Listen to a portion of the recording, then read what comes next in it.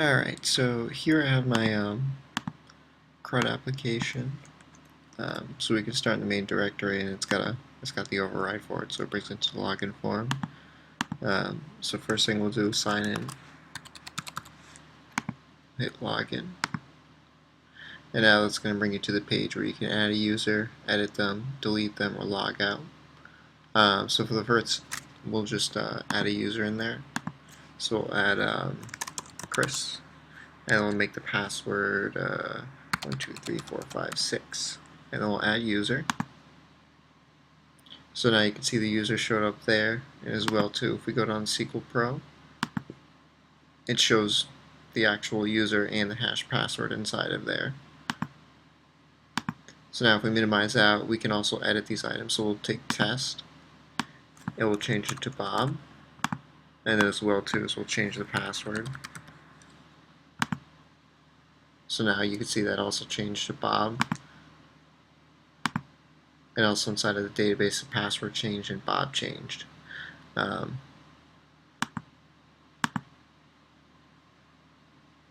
So now we can actually go ahead and delete a user, so we'll delete Chris out of there.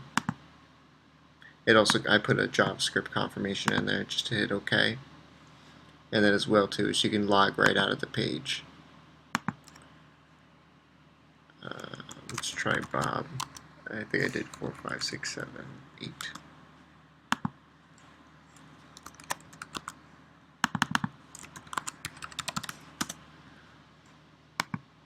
And as for the actual code itself, we'll go down to my update form. So what this does is this actually makes a call to the database, and then it actually pulls all the different users out of that database, and it fetches like the one that you want to get based off of the actual ID, which is passed from when you click on the item. So down in the bottom left there, it shows 26. It passes that to this page, which passes it into here, which then redirects it back down to here, so that way we can actually pull the items inside, and then once we click on the update, it'll run this update action here, which will also take the ID from the URL, pass it into it, and then get it so we can specify inside the SQL database where we want to point the actual data to. And then right after that, it does a redirect right over to the protected page.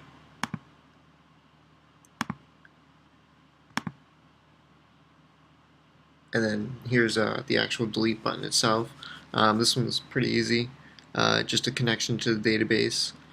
Same thing when you list the links, you have to have the numbers down on the bottom left. And then that's going to pass the actual ID number that you want to delete from the database from there.